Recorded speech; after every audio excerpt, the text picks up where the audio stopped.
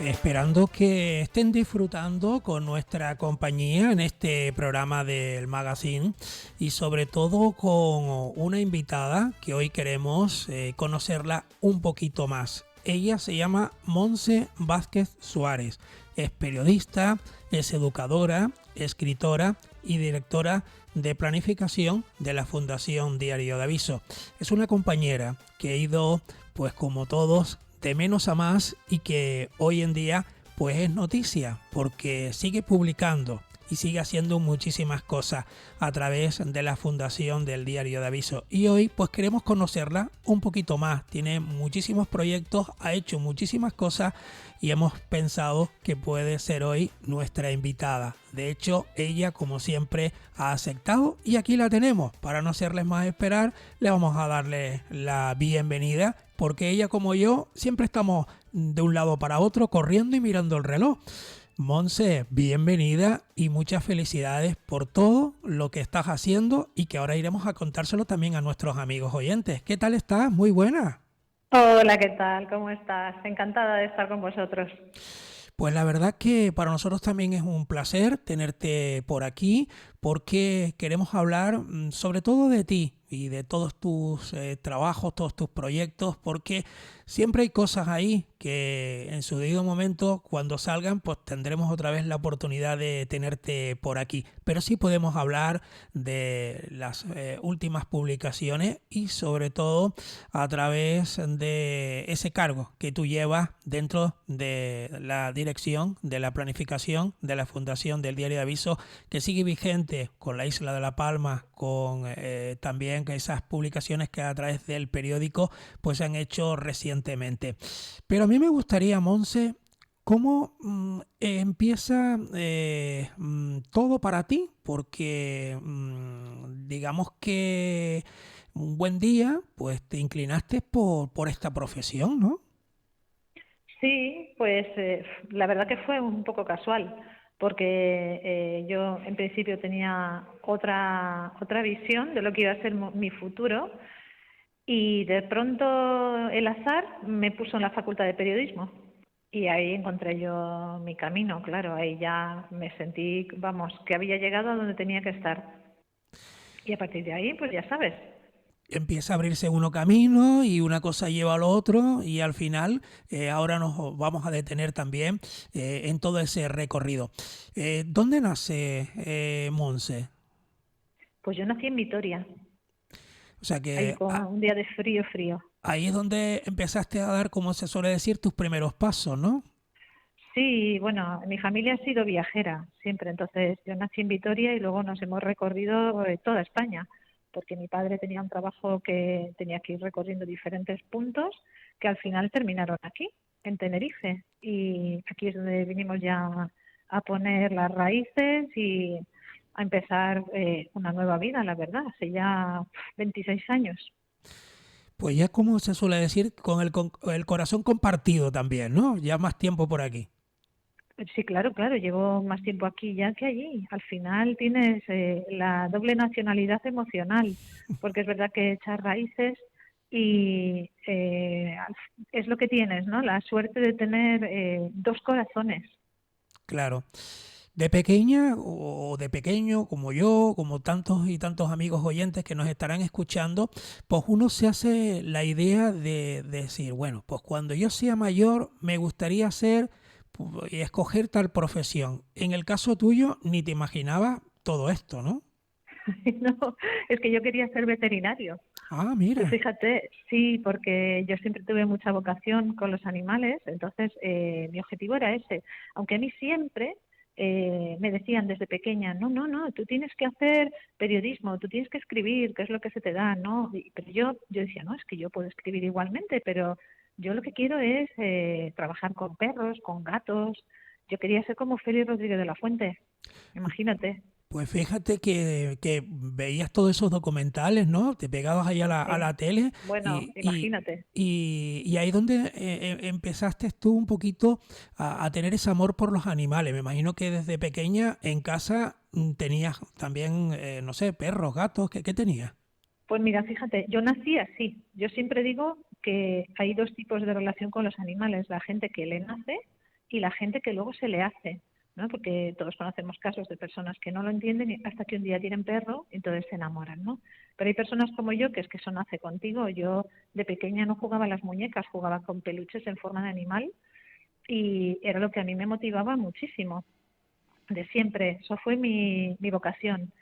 ¿Y qué me habías preguntado? He perdido el hilo. No, sí, la verdad que estás contestando incluso a la pregunta, ¿no? Que desde pequeño o desde pequeña uno siempre dice, bueno, a mí me gustaría de Sí, sí. mayor dedicarme a esta profesión, pero claro, en el caso tuyo, al estar en casa y como tú ahora nos estás contando, nos estás relatando, que ya pues de pequeña pues ya jugabas pues incluso ya tenías animales, seres vivos al lado tuyo, ¿no? Pues Ah, ya me preguntabas, es sí, verdad, si había tenido sí, perritos sí, y sí, tal. sí. Pues fíjate, yo siempre quise y mis padres eran un poco reacios hasta que un día apareció mi abuela con uno de esos bolsos de abuelita que eran como cajas, que tenían un cierre arriba que hacían clic, no sé si tú Sí. los recordarás, un bolsito negro así como duro y de repente abre el bolso y sale un gato. Ah, sí. Entonces, sí, y mi madre se quedó sorprendida y el gato se convirtió en mi primera mascota. Yo debía tener De ahí cinco chiquitito, ¿no? años. Vino de chiquitito. Sí, sí, porque pues pasaba por la calle y alguien estaba deshaciéndose de los cachorritos y ya pues adoptó uno así sobre la marcha. Y a partir de ¿Y te ahí pues he acuerdas tenido muchos, sí. qué nombre le pusiste? Bueno, se lo puso mi madre realmente. Yo le pregunté, ¿cómo llamamos al gato? Y ella dijo, Misifus. Y así se quedó. Y así se quedó. Un Y, gato negro. y a partir de ahí es cuando empieza pues tú a mirar un poquito más y a querer a los animales ya con el gato en casa. Claro, imagínate, luego él falleció y luego hubo un periodo en el que no tenía gato, ni perro, ni nada, porque mis padres estaban teniendo más hermanos, entonces había bebés en la casa y ellos no estaban por la labor hasta que yo ya fui más grande y ya empecé a traerlos yo. Y a partir de ese momento siempre ha habido animales en mi casa. Ahora tengo 2 perritos y se me hace poco. Y otros animales que a lo mejor pues sientes pasión. Ay, todos. Yo colaboro, soy voluntaria, aunque últimamente estoy yendo poco porque en verano estoy en el sur y me resulta más fácil, pero yo colaboro en un refugio de caballos, es un santuario que está en La Jaca y que no sé si lo conoces, pero hacen una labor increíble en la isla, porque claro, tenemos la desgracia de tener muchos animales abandonados, ¿no? De todas las especies y hay muchas protectoras que se dedican a rescatarlos, pero rescatar caballos es muy difícil. Eso Y te la iba a decir gente, yo, que es muy complicado, ¿eh? muy difícil, pero no te imaginas la cantidad de caballos abandonados que existen. Esto es algo que uno no sabe, porque claro, un perrito abandonado lo ves vagando por la calle, un gatito también, pero los caballos no. A los caballos los abandonan en su propia casa, les dejan de dar de comer a los que abandonan, quiero decir, no que se Sí, abandone a todos los caballos, pero con un caballo abandonado el proceso habitual suele ser que ya no es válido para lo que se supone que tenía que ser, ¿no? Para trabajar o para ser montado o lo que sea, y se les abandona, se les deja de dar de comer hasta que se mueren. Es espantoso y muy queda como muy disimulado porque no se les ve. Entonces esta gente lo que hace es que cuando los detectan, alguien se lo dice o ellos mismos se enteran, los rescatan. Y claro, necesitan una cantidad de terreno enorme, muchísimos medios, y tienen montado un sistema autosuficiente, hasta la calefacción la hacen con compost. Todo lo construyen, yo se recomiendo a todo el mundo que se acerque por allí, porque la apertura que tienen de puertas abiertas es la más grande que yo he visto. Lo único que piden, no exigen, pero piden que si vas a visitarles, pues les lleves un poquito de comida para los perros, que también tienen, para los gatitos o lo que sea, ¿no? Que hagas una pequeña aportación y puedes ir y conocer a todos los caballos, pero es que además no solo tienen caballos, burros, cabras, cerdos, conejitos de Guinea, tortugas, cabras, todo lo que te puedas imaginar. Porque muy claro, les van variado llegando. entonces, ¿no? Muy Claro, variado. es porque ellos no. A ver, ¿cómo vas a decir que no? Te llega Claro. alguien con un señor que se ha muerto y tenía 10 ninfas, y ¿qué haces? Pues les construyes el recinto más grande que puedes y las recoges. Es un sitio que hacen una labor espectacular, la verdad. ¿Y te gusta pasear con el caballo? ¿Tienes alguno preferido allí ya? Me gustan muchos, sí, pero y fíjate que no son para montar, ¿eh? Hay algunos que se montan porque necesitan hacer más ejercicio y se van a grandes caminatas, pero tú lo sacas de paseo como si fuera un perro de la correa. Y ay, me gustan todos, me gustan todos. Sí, yo llego y el que le viene bien ese día a dar un paseo, pues a ese lo sacamos de paseo, lo cepillas, bueno, te relacionas con él y al final yo creo que te hace más favor él a ti que tú a él, porque para mí es una fuente de bienestar, la verdad. Y es que ellos sienten y saben las dificultades que han pasado como una persona normal, ¿no? Que han pasado por diversos procesos de la vida, no les ha ido muy bien y eso también les puede afectar a su organismo, ¿no? Se ponen tristes Hombre, llegan muy traumatizados, en la mayor parte de los casos muy traumatizados y en un estado físico lamentable. O sea, el año pasado fallecieron varios. Se hace todo lo posible, porque nunca se eutanasia, a no ser que no quede más remedio, que el animal ya está postrado en el suelo y no consiguen levantarlo, porque es que si no, hasta hacen arneses para que intenten estar de pie. Lo primero que hacen es arreglarle las patas, porque suelen llegar en muy mal estado, y luego, bueno, pues la rehabilitación mental y física. Es un trabajo muy, muy complejo, ¿eh? Porque al final llegan animales pues que muerden, que patean, porque tienen terror a la gente, o porque tienen un grado de dolor insoportable. Entonces ellos trabajan poco a poco, poco a poco. Ellos siempre dicen que lo que tiene que encontrar un caballo es su voz. Cuando ya el caballo encuentra su voz, se refieren a que ha dejado de estar en el estado de terror en el que estaba y empieza a comportarse pues como realmente es.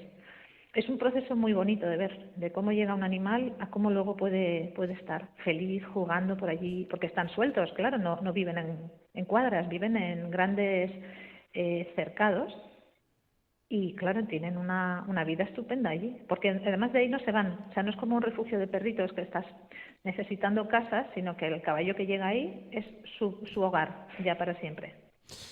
pues ese es el amor que tiene por los animales Montse Vázquez. Bueno, en otras facetas, pues, ¿cómo empieza lo de escribir? ¿Cómo empieza luego lo de publicar?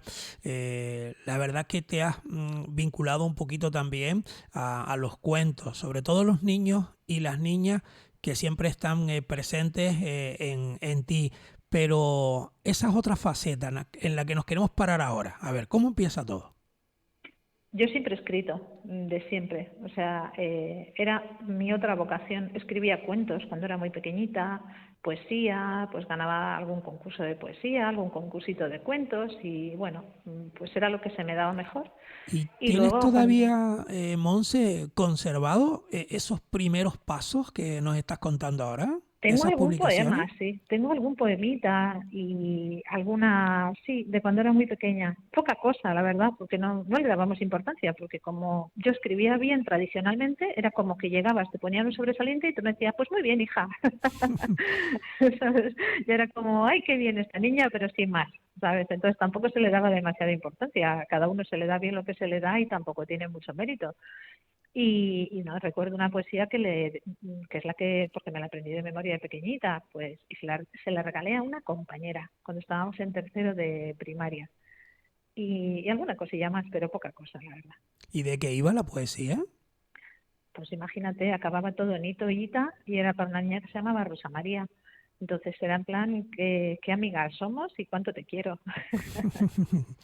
Pues cosa de cría, Con ya la sabes. edad, sí, sí, claro. Pero bueno, ahora recordar es muy bonito y más si es de puño y letra, como solemos decir, de cada uno, ¿no?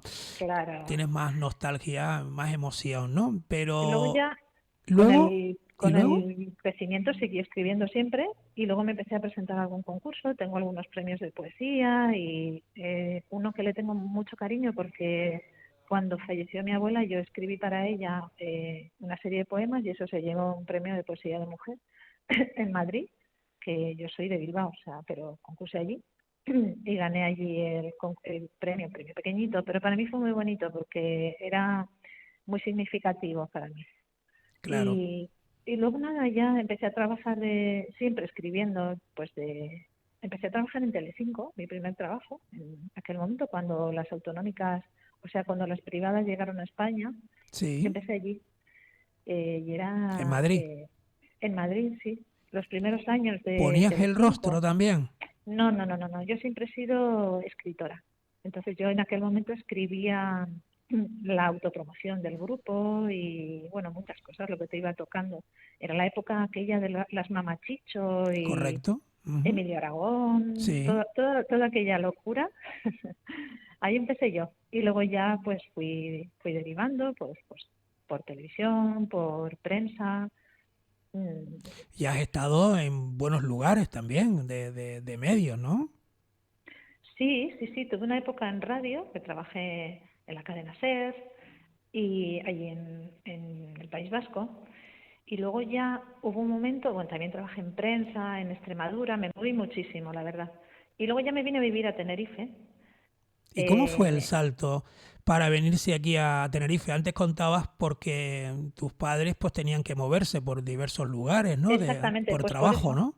ahí fue, ese fue el tema. En ese momento yo acababa de terminar un contrato y estaba trabajando de guionista de televisión en Pausoca, que es una productora muy potente de allí del País Vasco, y justo acabábamos de terminar un proyecto y mi padre, en uno de esos saltos que él hacía, se vino a trabajar aquí, a Tenerife. Y claro, pues te puedes imaginar, papá en Canarias, pues todo el mundo como loco detrás, aprovechar para venir a conocer la isla y claro, ya llegamos y ya no nos fuimos más.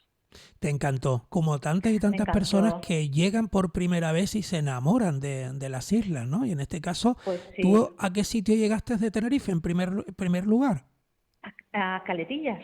Mis padres vivían en Caletillas y ahí llegamos nosotros. Luego ya saltamos a Santa Cruz Y tener el mar al y lado y todo claro, digamos, pues también el tiempo, ¿no? La climatología, ¿no? sí, es que, a ver, la isla es maravillosa. Eh, yo fíjate, el año pasado, bueno, no, el año pasado no, hace unos años ya, 4, no me acuerdo bien, estuve trabajando con el PIALTE, que es el Plan Insular de Animación a la Lectura del Cabildo, y estuve casi 3 años con ellos. Y eso, por si no sé, por si las personas no saben lo que es un proyecto buenísimo que tiene el Cabildo, que consiste en que todos los años sacan una serie de planes de difusión de la lectura en los colegios y en los institutos de la isla, públicos y concertados, ¿no? Y hay todo tipo de proyectos. Y yo llevaba uno que era precisamente alrededor de los cuentos.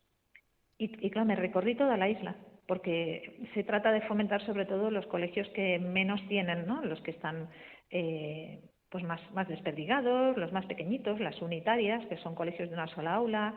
Pues entonces yo me recorrí toda la isla y para mí era un placer. Yo salía con mi coche por las mañanas y cuando yo tiraba para el norte, yo me acuerdo, por ejemplo, la curva esa de Icod, que te sale el Teide delante, Sí, yo esa pensaba, postal ah, impresionante, ¿no?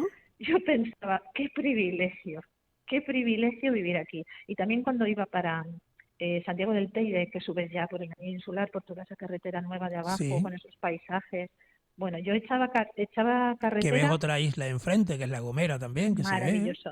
Sí, sí. Y yo disfruté muchísimo. Estaba todo el rato en el coche, claro, porque hacía kilómetros eh, a porrillo, claro, porque todo estaba lejitos, pero fue maravilloso. Es que, claro, además aquí el clima acompaña, con lo cual conducir pues es más sencillo también.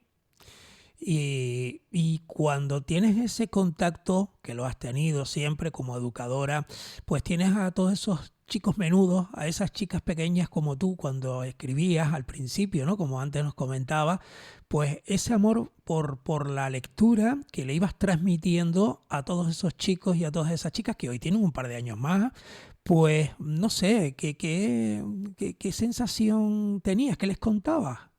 Mira, la sensación era un poco impactante porque no leen. Esta generación no lee. Es muy triste, pero es cierto, ¿eh? Porque yo estuve haciendo en los diferentes años, estuve desde los más pequeñitos, de 4 y 5 años, luego estuve en primaria, en cuarto y quinto, y luego estuve en secundaria, con los chavales ya de segundo de eso. Y tú preguntabas, ¿quién lee? En una aula de 30 personas y te levantaba la mano una persona. Y gracias. Y el resto no Entonces, lee nada. no, no, no, no, es que no leen, no leen. Y entonces el grave problema de no leer no es ya que te pierdas algo que enriquece tantísimo a una persona a todos los niveles, cultural, emocional, abre la mente, te informa, te forma. No solo eso, sino que es que luego les faltan habilidades, porque es que si no lees, cuando llegan a la universidad, enfrentarse a un texto complejo les cuesta la vida Claro. y les falta, tienen un rango de atención más corto. A ver, desarrollan habilidades también en otras áreas, porque es cierto que no leen, pero por ejemplo, tecnológicamente son intuitivos, rápidos, o sea, es una generación con una capacidad y una potencialidad muy, muy buena, pero sí que es verdad que el tema de la lectura es un problema, ¿eh? Y eso que hay colegios que trabajan muchísimo el asunto, especialmente colegios de los realejos, tenían unos programas de trabajo con la lectura muy eficientes, pero ahora mismo es una de las cosas que están ocurriendo, que los chavales no leen. Ya. Bueno, y ahí tenías tú la oportunidad de esos cuentos que tú has escrito. Cuéntanos un poquito, porque tienes unos cuantos ya editados. A ver, yo tengo muchos escritos y publicados, tengo dos. Realmente hay cuatro, pero se publicaron dos por ahora y son cuentos específicos porque son cuentos de duelo. Porque esa es otra de las cosas bueno, en las derivaciones estas por las que te va llevando la vida. Yo puse en marcha un proyecto con una asociación de la península alrededor de los niños y niñas con cáncer, pero no para ellos directamente, sino para sus compañeros y compañeras de colegio, porque detectamos a través de una pérdida de una niñita, bueno, una niña muy cercana que falleció, detectamos que había un problema de acompañamiento en los centros educativos. Eso sigue ocurriendo y además ocurre en todas partes, porque es un tema muy complejo y el profesorado tiene que afrontarlo como buenamente puede. Claro. Y no es fácil, ¿eh? Es muy difícil porque mueve muchas emociones y es un territorio complicado. Entonces hicimos un proyecto porque el objetivo era que cuando un niño se pone enfermo de cáncer no se quede solo. Porque esto, desde aquí lo digo, para cualquiera que me oiga y tenga un punto cercano, cuando un niño enferma de cáncer, una de las mayores lacras que tiene que soportar es la soledad, porque los niños se quedan solos y a lo mejor están entrando y saliendo del hospital, pasan ingresados un tiempo y claro, si no les van a visitar los compañeros, no les escriben, no les mandan cartas, no les mandan dibujos, no les van a ver, es que encima de estar malitos y tener miedo, encima van perdiendo su sustento social. Entonces, yo estos cuentos que escribí, y estos los dibujé yo también, que yo no soy ilustradora, pero en ese caso hacía falta y ahí están mis dibujitos, que un profesional ¿Y probablemente qué diga títulos qué horror. llevan estas publicaciones? Pues mira, los que están publicados son El peso de un elefante y La silla de Luisa, y estos dos son de duelo, porque había dos libros de cada tipo. Había para diferentes rangos de edad, ¿no? Era para los más pequeñitos, como hasta segundo de primaria, y luego ya tercero, cuarto, quinto y sexto de primaria. Los de los más pequeñitos son mucho más sencillos. Uno explica la enfermedad, por qué no viene el niño a clase, qué le ha pasado, qué es el cáncer, de una forma muy asequible. ¿Y qué tenemos que hacer? Pues cuando vuelva haremos esto o le diremos a su mamá que queremos ir a verle, con este tipo de cosas sencillas. Y luego está el de duelo, que son los más duros, ¿no? Porque a veces ocurre que no vuelven a clase y esto hay que trabajarlo. Entonces, estos son los que están publicados. El peso de un elefante es para más mayorcitos y La silla de Luisa para más pequeños. Y son cuentos de ayuda y de duelo, sí. Y tienes otros dos que están en la espera de a ver si algún día ve Sí, la luz, ¿no? Públicamente. exacto. Los otros dos son ¿Dónde está Jaime? Y Berenjena ya no tiene pelo, que son los que cuentan la enfermedad. Claro. Y yo decía al principio que luego también has estado dentro de la fundación de Diario de Aviso, pues recientemente en la isla de La Palma y luego también con la publicación del periódico, pues ha llegado al resto de los niños y de las personas que han adquirido esos cuentos, que me gustaría que también hablaras de ellos, ¿no? Aunque sea de forma breve. Sí, es que esos cuentos se relacionan con estos que yo te decía, porque son cuentos de ayuda también. En este caso, son cuentos que se hicieron partiendo de la experiencia que yo ya tenía en este campo para ayudar a los niños y niñas de La Palma, pues que han tenido que sufrir, pues esto, la pérdida de sus casas, de sus referentes y Por el entonces, volcán. claro, por el volcán. Entonces se hizo el cuento, se llevó a todos los colegios de La Palma y el día 6 se regaló también con el diario de avisos para intentar que el mayor número posible de niños y niñas de nuestro territorio lo puedan tener, porque es un cuento de esperanza. Es un cuento que, fíjate, el otro día me lo pidieron para el hospital universitario, para el UPS y para el UMS, para los dos, la Candelaria y el universitario. Me lo pidieron desde el aula, que tienen allí un aula en la que los niños que pasan mucho tiempo ingresados van al colegio, ¿no? Y me lo pidieron porque me dijeron que era un libro que miraba para la vida, ¿no? Que miraba para la esperanza y que les venía bien para sus niños y niñas. Para Entonces, ti, se lo vamos a llevar, claro. para ti un orgullo, ¿no? Para mí, más que un orgullo, es una satisfacción, ¿sabes? Porque yo cuando hago estas cosas, lo único que quiero es que sirvan de algo, ¿sabes? Porque todo lo demás es un poco accesorio, o sea, lo importante es que lleguen a un niño y le ayuden. Y si eso funciona, ya está. Todo el esfuerzo ha valido la pena. Que no se paga con dinero todo esto, ¿eh? No, no, que va, no se paga con dinero. Vamos, que un niño o una niña que está pasándolo mal encuentre algún tipo de consuelo, eso es maravilloso, de verdad. Estamos hablando con Monse Vázquez, que me imagino que tiene esas dos publicaciones ahí pendientes, pero en casa, hombre, yo sé que con el corre-corre, como es esta profesión, que muchas veces pues no hay ni tiempo ni para la familia, pero siempre habrá algún ratito para seguir escribiendo. Por lo tanto, te hago esta pregunta, Monse, que me imagino que tendrás más proyectos, más cosas, ¿no? Sí, tengo un montón de cuentos, porque yo les he ido escribiendo cuentos a mis hijos, especialmente a mi hija, porque yo tengo una hija que tiene una enfermedad rara, y entonces cada vez que yo notaba una necesidad, pues le escribía un cuento. Entonces ella tiene un cuento especial para los niños que toman medicinas, cuando ella hubo un momento en que decidió que ya no quería tomar más medicinas. Entonces le escribí un cuento y le ayudó un montón. Un cuento contando su historia, un cuento no sé qué, tiene un montón, la verdad. De lo que te digo, ya no me hacen ni caso, ¿eh? Ya está mamá con otro cuento. Qué edad tiene tu hija? Tiene 13 ahora. Entonces ya Y en mi casa, mi marido sí, pero mis hijos ya es como, mira cariño, te he escrito un cuento. Y dice, ah, vale. No me hacen ni caso ya. En casa porque del herrero te suena, ¿no? claro, porque para sentarte delante del ordenador o con un bolígrafo, apuntar cosas en un folio en blanco, tú lo rellenas bien, no tienes, digamos, esa dificultad. Luego hay que darle un poquito de, como se suele decir, de retoque y al final pues salen lo que nos estás contando, ¿no? Porque Sí, eso lo llevas tú desde pequeñita dentro, o sea, se te da todo esto, ¿no? Como cuando es contabas al que, principio ese sobresaliente que te daban, pues bueno, pues tienes ese pues don sí, pues y ya hay que está, sí. y viene contigo y se agradece, ¿no? A ver, Que en los trabajos cortos, cuando sí, son cuentos infantiles y demás, en mi caso el proceso creativo es bastante autónomo, lo cual no deja de ser un chollo, te diré, porque a mí se me ocurre la idea, pienso, jo, podría hacer un cuento para tal, y ya está, ¿no? Lo dejo así y yo sigo con mi vida. Y entonces un día me voy a la cama y ya despierto con el cuento escrito en la cabeza. Digo, ay, ya, lo voy a escribir. Y entonces me lleva un rato. Sí, luego ya los retoques y le das una vuelta, pero tienes la normalmente salen idea, así. claro. Sí, salen a borbotones, pero ya está. Cuando ya se trata de cosas más largas, si vas a escribir una pequeña novela o un guión, porque soy guionista también, ahí ya hay mucho proceso de trabajo. Ahí Claro, sí que puedes tener la idea, pero ya darle una estructura y un fundamento, eso sí que lleva su requiere tiempo. horas. Sí, sí, eso son muchas horas de trabajo.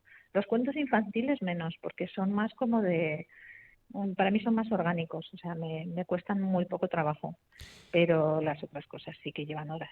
Monse, y de todo lo que has hecho, mira que has hecho cosas, ¿eh? Desde la península, aquí en Canarias, no sé, si lo ponemos ahora a recordar, hombre, yo no sé qué más destacarías porque todo, te vas a quedar con todo, por supuesto, ¿no? Porque todo ha formado parte de tu vida y en los momentos exactos, ¿no? Y ahí estabas tú, ¿no?